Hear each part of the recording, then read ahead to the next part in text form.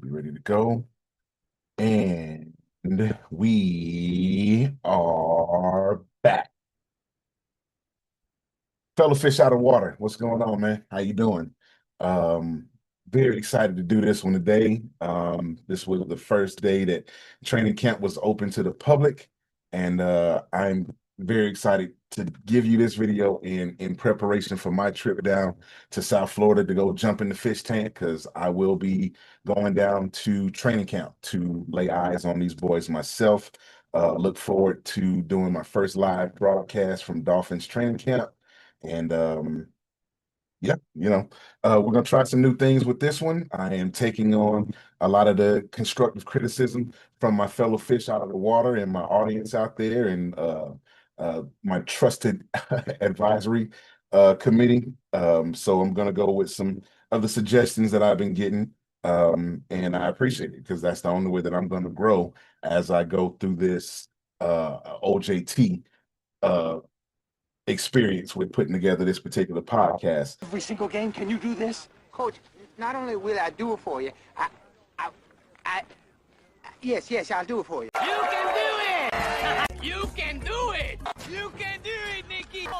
You can do it! Cut his freaking balls off! So I want to get into your head coach and what a leader is, what a good leader is, and whether or not your head coach has the qualities to call himself a good leader. Already going off the rails here, but look, we're going to define what a good leader is. A good leader is defined by a combination of innate qualities and learned skills, excuse me, that enable them to effectively guide, inspire, and influence others. The key attributes include integrity, empathy, strategic thinking, and the ability to adapt to changing circumstances. Ultimately, a good leader is someone who is respected, trusted, and able to motivate to achieve common goals. In essence, a good leader is not just someone in a position of authority, but someone who possesses a clear vision, communicates effectively, inspires, motivates, and empowers others to achieve collective goals while fostering a positive and productive environment.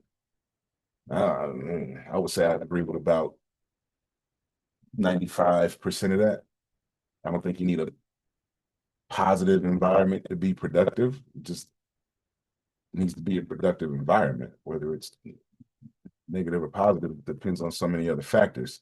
So I want to, compound that and smash that together with the term head coach and apply that same definition to what a head coach is. And we're going to say a good head coach is defined, excuse me, a good head coach is defined by a combination of strong leadership, strategic thinking, and the ability to foster player development and team success. They possess qualities like excellent communication, um, um, the ability to motivate and inspire, a deep understanding of the game. Ultimately, a great coach is someone who can build a positive team culture and consistently elevate their players to achieve their full potential.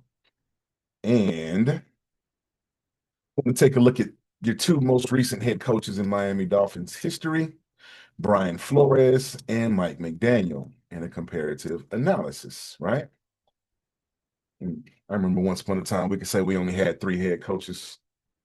I remember those days. You remember those days when we could say we had three head coaches? I remember. You remember?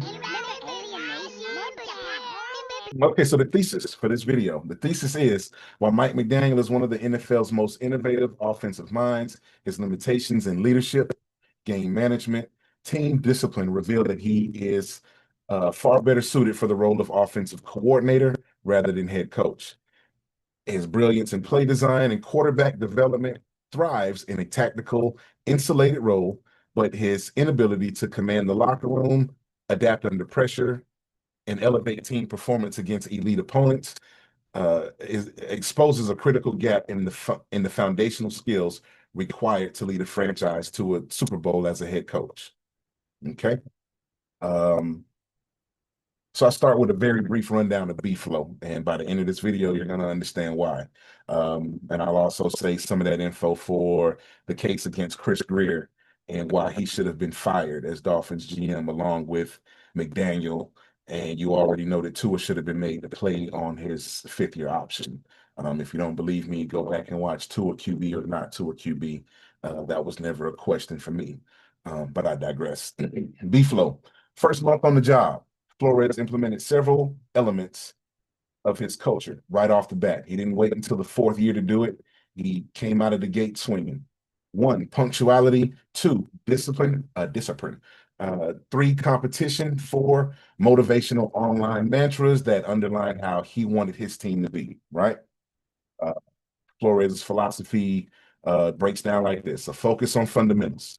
Flores believed that many mistakes made during the games, like false starts, offside penalties, these were due to a lack of attention and detail and execution rather than a player's lack of talent. He would go to create the TNT wall, takes no talent, where players would run to it after making a mistake. Any pre-snap penalty, um, infraction during the play would be reinforcing the importance of the fundamental disciplines to remind players to simply quit the bad habits. And the idea of that was while you run to the wall and you come back, you're thinking about what you did, but also in the meantime, while you're making that run, somebody else is taking your position. Somebody else took your job who's getting an opportunity to show that they can do it, creating that environment of competitiveness. When you come back from the wall and you think about what you did and it's your turn up, you make the best of that opportunity.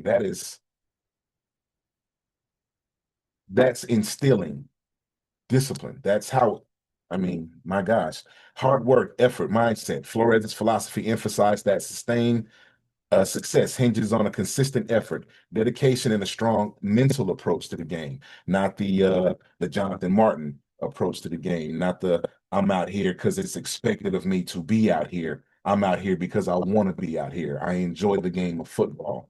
Um, yeah. You see that at the little league level. Parents who force their kids to play, you can see those kids don't want to be on the field, and it shows up in their play. They don't want to be out there. Flores had a way to find out who wanted to be out there. Player development and versatility. Let's see, while he values effort and focus, Flores also recognized that players have different strengths and weaknesses. He focused on putting players in positions where they can succeed and utilize their best traits. We saw this in the development of undrafted free agent Nick Needham. He made veteran pass rusher Emmanuel Ogba look damn near unblockable in his scheme. I mean, we're talking about getting the most out of subpar talent. Okay, creating a competitive environment. Flores believed in fostering an environment where every player felt pushed to improve through healthy competition, leading to growth and consistency, except for one position. And the educated fans know which position was not provided competition for. I wonder why that was. Discipline, accountability, structure. Flores came from the Belichick school of emphasis on details, toughness, and accountability. Reports from his former players, he demanded excellence, did not tolerate sloppiness, held star players to the same standard as backups. Under his watch, the defense ranked top 10 on third down defense 2 out of those 3 years. Number one blitz rate um, during his time there. It wasn't a question of whether or not the Dolphins were blitzing. You knew we were blitzing. We got 8 men on the front. Three of them gonna drop them. Three of them gonna drop off. Five of them headed towards you. It's on your quarterback to know where the free man is coming, and it's on your offensive line to not make a mental mistake and pick up the wrong or the decoy blitz.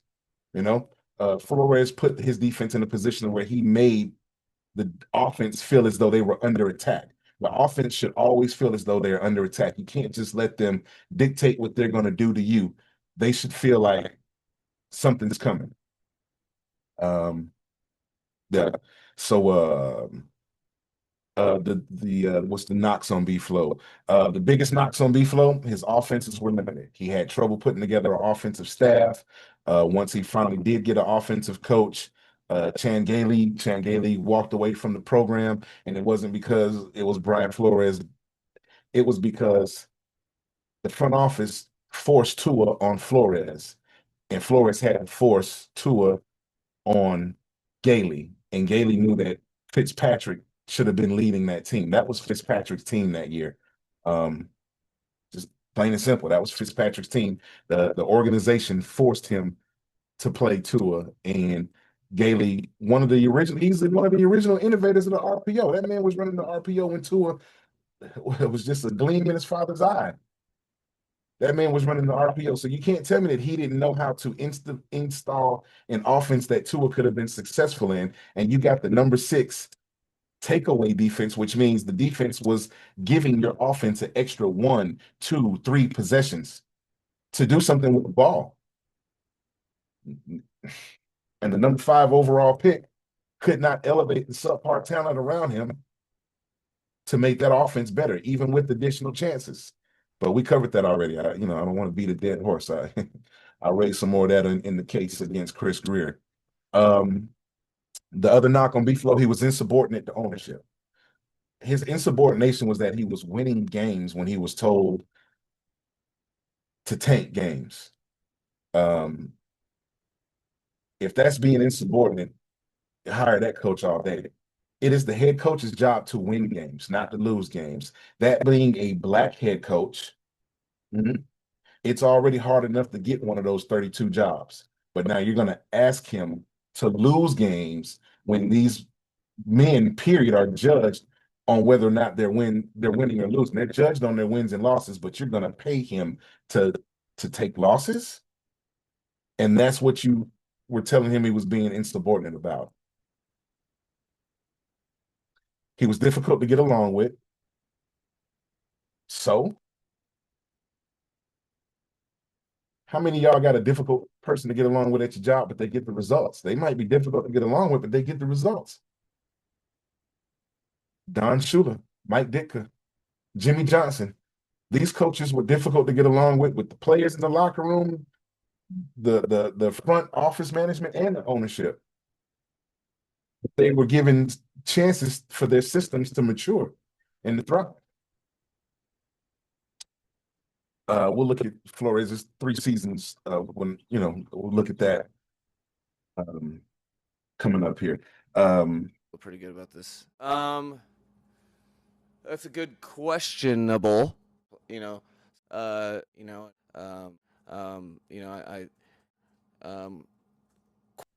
So I want to take a look at McDaniel's philosophy. On the Mac sheet, McDaniel's coaching philosophy centers around authenticity. McDaniel believes in being genuine and true to himself rather than trying to emulate other coaches. But I would say that's a flaw. In other professions, don't you see other people emulate people that came before them that had success? When you watch Kobe Bryant, was he not emulating Michael Jordan? When you're watching Michael Jackson perform, are you not seeing him emulate James Brown? Wasn't B-Flow just emulating Belichick? Building relationships, positive environment, vulnerability, adversity as opportunity. McDaniel views challenges and setbacks as chances to learn, grow, and become better as individuals and as a team. Focus on the process. He emphasizes the importance of the journey and the continuous improvement process rather than solely focusing on the outcome. That's fine for developing a podcast that's trying to grow, not for a results-driven NFL football team. Humor and lightheartedness, emotional connection to his players, detailed teaching. Every coach has done detailed teaching. Respect and appreciation, individual growth, unique and engaging. That's a lot. That's like 12 points versus Flow's 6. So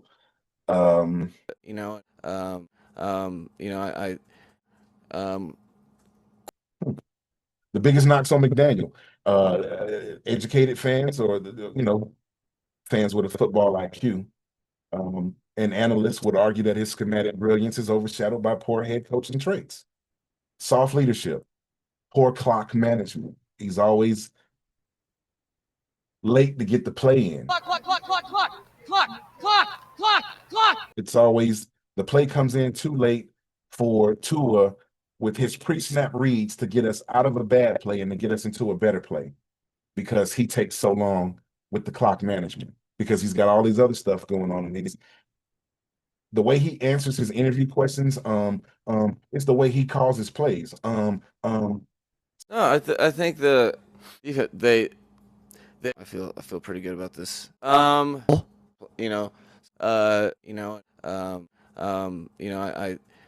So we get out there to the field and there's no time to get out of a bad play. Lack of situational adjustments, lack of roster adjustments, inability to hold players accountable. understand that part of the reason that we're in the position is controllable, and we have to, with absolute certainty and a zero tolerance for anything else, we have to clean the controllables up, and we can have a chance to have success together. So certain specific individuals that I don't think it was across the board. There was a lot of guys that had certain fines before that didn't have any. There were some people that had multiple that, I think there's different ways to kind of counteract that, bring it up as a team and continue to find guys wasn't enough. So I'm not going to continue. Ultimately, this means he lacks the leader of men trait. The evidence suggests that he's enforcing discipline and commanding veteran presence. That's critical at the head coaching level. Predictability and inflexibility. His offense stalls when the defenses figure it out or his quarterback is subpar. Tyler Huntley, Skylar Thompson, Mike White, etc., etc. But I mean, I don't think anybody's ever called him a quarterback guru, but he supposedly fixed Tua. So why can't you do the same thing with these other guys? This was a run game coordinator that was hired as a head coach that no other team interviewed, who was hired to fix the passing game of your first round overrated quarterback. And what that's led to is a very limited sustained postseason success. Taking a look at them side by side, I'm going to try something here. I want you to take a look at this right here. You got, actually, that's the wrong one. Take a look at Mike McDaniel as a specialized offensive talent. He thrives in scheming, high-powered offense. He has a track record of maximizing Tua. This is his core strength. This is what he does well. This is what he's strong at. Over 3 seasons with Miami, he's 28-23 with no playoff wins. In 2022, a 9-8 record. 2023, 11-6 with a competent defensive coordinator in Vic Fangio. I wasn't a big fan of the Fangio bend but don't break defense, but you can't argue with its end result with what he did in Philadelphia. You cannot argue against the end result of what he did in Philadelphia. 2024, 8-9. Highly productive offense. Dolphins led the NFL in total offense, almost 30 points per game. McDaniel was ranked the 8th best play caller by NFL analysts. However, the number one problem was that he struggled against quality opponents. He's just 3-13 record against teams with the winning record. So this shows that he hasn't elevated the team when it matters most. Much like your quarterback has not shown that he is clutch when it matters most. Remember the 20 of 27 or 20 of 25 example I gave you? You put those 5 and those 7 incompletions into context when it's measured against critical and crucial situations. I'm not asking McDaniel or Tua to be perfect. My God, they're human beings. There's no way that they could be perfect. They're going to make mistakes. The problem is can you limit those mistakes in the heat of the battle? Can you step outside of yourself? Can you step outside of yourself and see the situation for what it is and make the adjustments that are necessary? Now, in those 3 wins in that 3-13 record, those 3 wins were against Baltimore Ravens and the Buffalo Bills in weeks 2 and 3 of 2022. That's his first year with the team. So let's just say he caught him by surprise. That's all that was. Against the Dallas Cowboys in week 16 of 2023 is the third one. You take a look at the 2023 season, the Dolphins have had 5 opportunities to beat 500 plus teams. That was twice against Buffalo, once against Seattle, Green Bay, and the Houston Texans. In those games, they are 0-5. So you put Flo and Mac right side by side to each other. Here it is. You got the record over 3 years, the offensive scheme, their leadership style, fourth down aggressiveness, and the playoff big game record. Mike McDaniel, 28-23 with no playoff wins. Highly creative, pass heavy, Tua-centric offense. I wouldn't say that that's necessarily a good thing, because when it's Tua-centric, that means your other quarterbacks that can't do what Tua can do are limited. They can't work within the offense, because all you've done is taken this big bucket of what Tua does well, and the things that he doesn't do well, you threw that out. The things that he does well, you put it in this big bucket, and you only operate out of that bucket. And now teams have caught up to what you do in that bucket. Player-friendly leadership style, empathetic, has led to a soft culture. On fourth down, we go for it more often, but there's poor situational execution. Balls thrown into the dirt. It's horrible play call. Sure, there's times when there's, bad blocking, but what do you want, the offensive line to be perfect? Just like Tua can't be perfect, the offensive line can't be perfect, but you have to be clutch in clutch key situational instances where the game is on the line that alter the course of the game. McDaniel struggles versus winning teams, 3-13 record. Brian Flores, 24-25 with back-to-back winning seasons. McDaniel has only had, he has a back-to-back winning seasons. Brian Flores, conservative, run first, defense focused, hard-nosed, disciplinarian, defensive emphasis. Last time I checked, defense wins championships. Offense helps out. See the Philadelphia Eagles. See the 85 Bears. See the 72 Dolphins. Amen. He leans on conventional strategy and structure, and at the end of the day, he failed to reach the playoffs despite those improvements.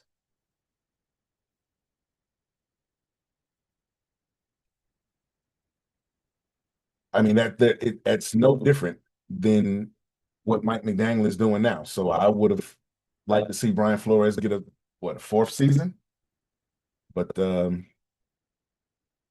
there's that. So what is it that McDaniel is doing? What difference is he making? You tell me. Please leave it in the comments. And I'll get back to you. I'll answer you best I can. What I've learned I've got to do is, when you leave comments, I can answer them for like the next 2 days, but then I can't really keep going back and forth with you. I got to move on to starting to do the next show. So, but again, that's part of me, OJT and this thing. So you're looking at Flores. I mean, you're looking at McDaniel. I'm sorry.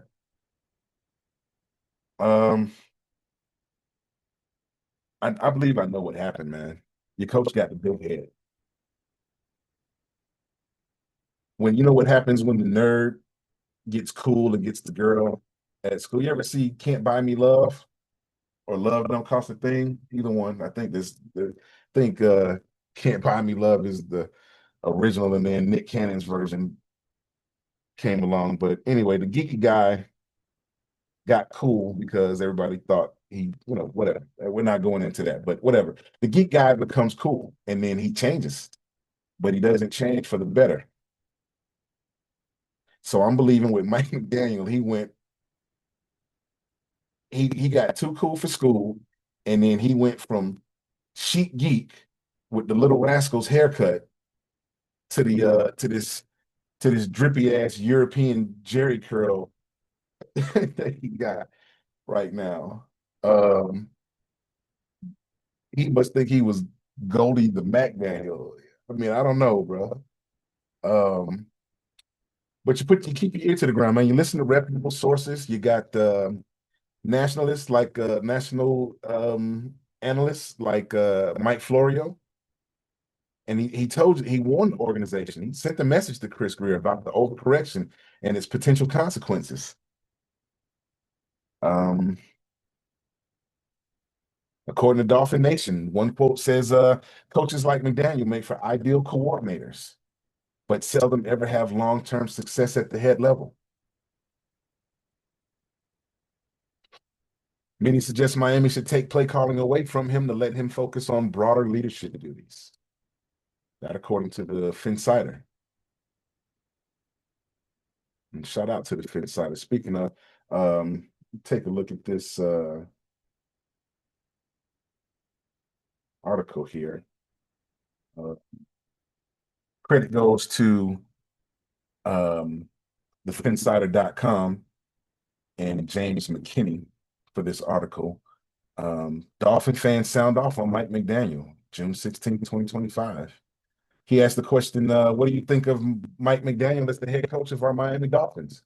Do you believe he'll be the long-term solution for this team in that role? Do you see him growing into the job? Or is he doomed like so many others before him?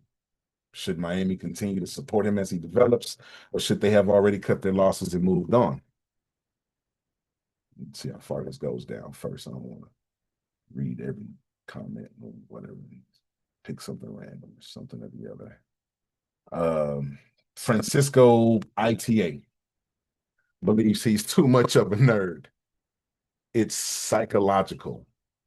Nerdy people usually get lost in details while losing the grip on the bigger picture. I don't agree with that. Nerdy people usually get lost in the details while losing the grip on the bigger picture. Yeah, I wouldn't agree with that. And all his peculiar behaviors, like delaying too much, the call of a play, or delaying too much the call of a play, or insisting too much with some plays, hardly will be improved because of that. All his nerdy, quirky behaviors are also difficult match with NFL players, since this is the kind of persona that would have been bullied in high school, would work only as OC or if the team wins big. Okay, I mean, I get what he's saying. Let me see. Thin is the word. Believes the lack of improvement in certain areas gives you the answers. You can almost overlook the more glaring differences between him and archetypical NFL coach, PhD, look, bizarre attire, locker room player indifference, which works when you're winning, but when you're losing, he's right. The three things that I see haven't improved his stock is his design of an offense that relies on an unreliable quarterback, his lack of adjusting both in game and when said quarterback has his yearly injury hiatus. The fact that we're still mulling this, is he the guy, questioned over after all of this time? Yeah, I mean, Tua's not the guy. No. I mean, I guess these are people responding back to theirs. Really 2 good years, so I don't think it's time to throw him out quite yet. I'd like to see the team work together to have more discipline. Does that look like what's happening? I'd like to see more balanced offense. I believe that was the goal of the acquisition this offseason. If the offense can improve even a little, even if the players act like professionals, and if the defense can figure out how to work with less, then we will have a good season. So there's some good, some bad. And again, shout out to the Phinsider, credit to James McKinney and the Phinsider.com for that article. So yeah, I don't know, man.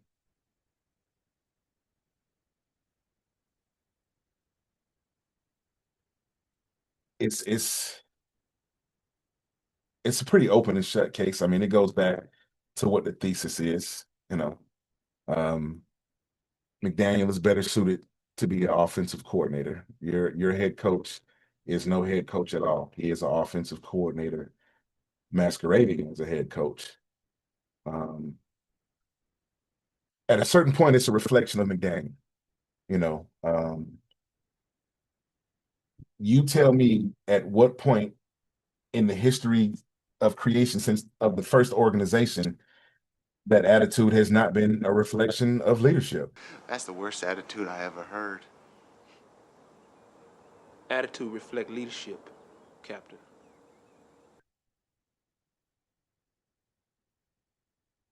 The head coach sets the tone for the locker room. The star players set the temperature, the culture of the locker room. And the star players kind of, the other players gravitate to the star players. Anybody's ever been in the locker room knows this. The coach lets the stars be the stars, and the stars set the culture, and everybody else follows the leaders and go the way. But the problem is the man picked the wrong leaders, him and Chris Greer. You got Waddle, Hill, Ramsey, these boys showing up late. They got the bag. They doing whatever it is that they want to do.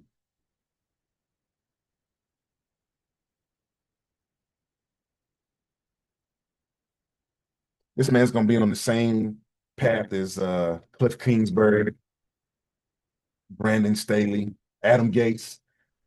You remember Adam Gates?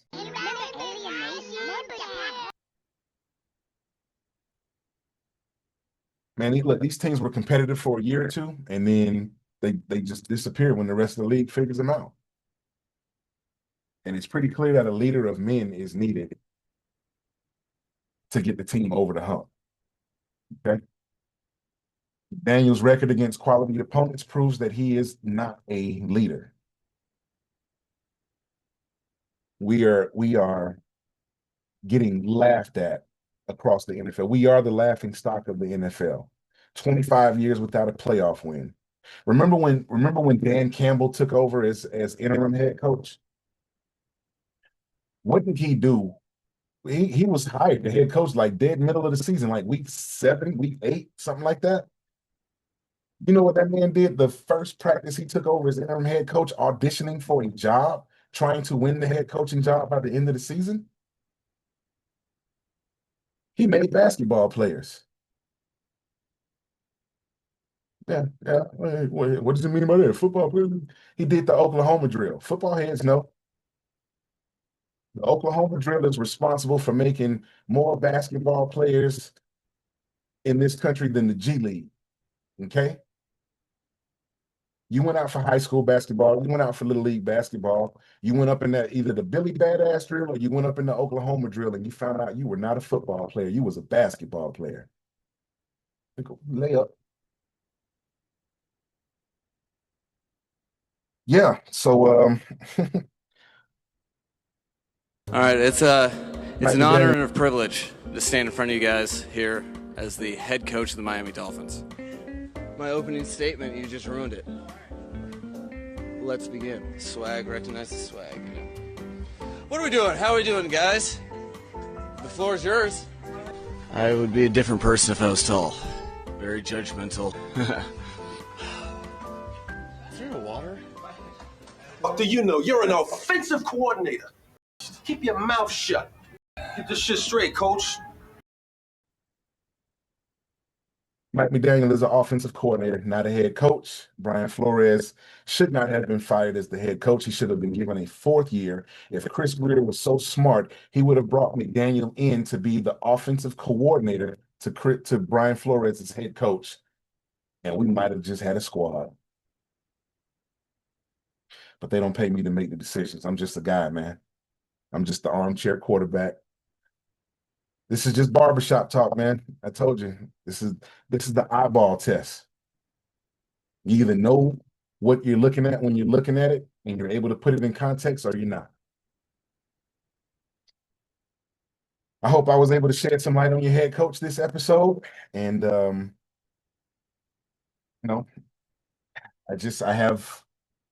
have a little hope for this season. I just don't expect much. I'm a realist. Why you got to be so negative? It's not negativity. I'm coming from a place of some kind of sense. It doesn't even have to be common sense, but I'm coming from a place of some kind of sense. I know what I'm looking at. I know what I'm seeing. And I'm not going to sell you hopium. And I'm not going to let you lie to yourself. You can lie to me. You can lie to your friends and family. But as my Dolphin brothers and sisters out there, I love you too much to let you lie to yourselves.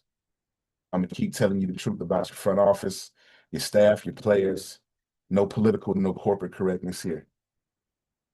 Just raw, unfiltered truth. Dolphin fandom. Fins up, foes down. That's the show for today. Tune in next week when I go in on Chris Greer. I'm hoping I can get that one out before I show up at uh training camp, so I don't get booted out of camp before I even get there, you know. But anyway, um, that's it, man. Fins up, foes down. I will catch up with you guys later. Y'all be blessed. Have a good one, man. Later.